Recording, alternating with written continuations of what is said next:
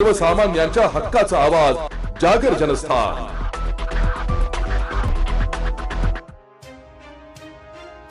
धुळे शहरातील डॉक्टर बाबासाहेब आंबेडकर चौक परिसरात बसवण्यात येत असलेल्या इलेक्ट्रिक बस चार्जिंग स्टेशनच्या कामात गंभीर निष्काळजीपणाचा प्रकार समोर आलाय।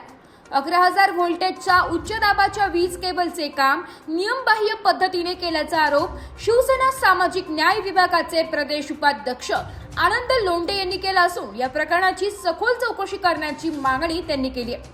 धुळे शहरात MSRTCच्या इलेक्ट्रिक बस चार्जिंग स्टेशनसाठी 11,000 kV अंडरग्राउंड वीज केबल टाकण्याचे काम सुरू आहे। मात्र हे काम करताना गंभीर तांत्रिक नियमांचे उल्लंघन झाल्याचा आरोप करण्यात आलाय।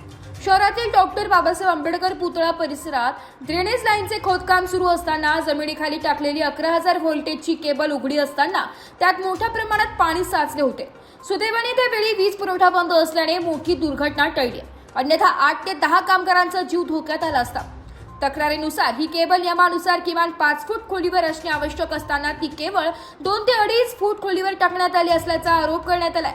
तसेच केबलवर आवश्यक संरक्षणात्मक आवरण, चेतावणी चिन्हे आणि सुरक्षा उपाययोजना नसल्याचंही सांगितले जात आहे। या कामात कंत्राटदार आणि संबंधित अधिकाऱ्यांची निष्काळजीपणा असल्याचा आरोप करत दोषींवर गुन्हा दाखल करण्याची मागणी करण्यात आली आहे। राज्य परिवहन मंडळाचं जे काही धुळे डेपो आहे त्या ठिकाणी इलेक्ट्रिक बसचं चार्जिंग स्टेशन बनवलं गेलेलं आहे। तर ते चार्जिंग स्टेशन बनवण्यासाठी वरखिडीपुणाने तिथं जे सबस्टेशन आहे तिथून 11,000 व्होल्टेजची जी वायर आहे ती अंडरग्राऊंड इथपर्यंत आलेली आहे। ती वायर येताना तुमचं एकविरादेवीचं मंदिर, गणपती मंदिरपासून येते डॉक्टर बाबासाहेब आंबेडकरांच्या पुतळ्यापासून क्रॉस होऊन तिकडे गेलेली आहे। मुळात 11,000 व्होल्टेजची लाईट टाकत असताना त्याचे काही नियम आहेत, ते नियम पाळले गेलेले नाही। दुसरी महत्त्वाची गोष्ट, इथं जे ड्रेनेजची लाईन होती त्या ड्रेनेजच्या लाईनच्या खालून हा जो भाट्या म्हणून जो काही ठेकेदार याने ती खालून टाकलेली आहे।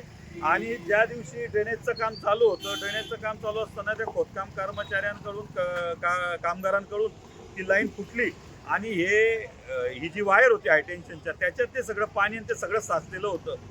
नशीब चांगलं की ते कनेक्शन बंद होतं, कारण की उद्घाटन आहे पुढच्या आठवड्यात होतं असं काही ते सांगण्यात येतं आहे। म्हणून ती वाहिनीतनं ते 11,000 व्होल्टेज करंट गेलेलं नव्हतं। जर ते चालू राहिलं असतं जागेवर 15-20 कामगार त्या JCB सहित JCBच्या आगेतच ते जळून खाक झाले असते 11,000 व्होल्टच्या झटक्याने। आमची मागणी आहे की त्या भाट्यावर तात्काळ गुन्हा दाखल करा।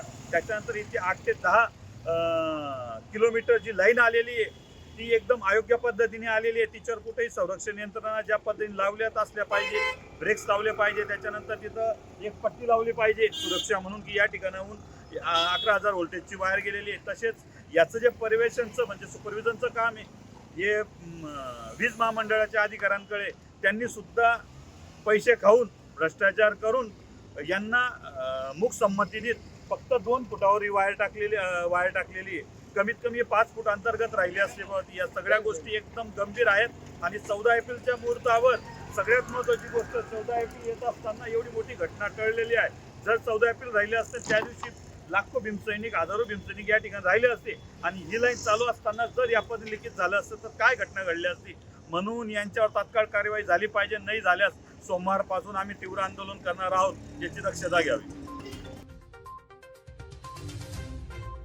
जागर जनस्थानसाठी प्रतिनिधी रूपक बिरारी, धुळे।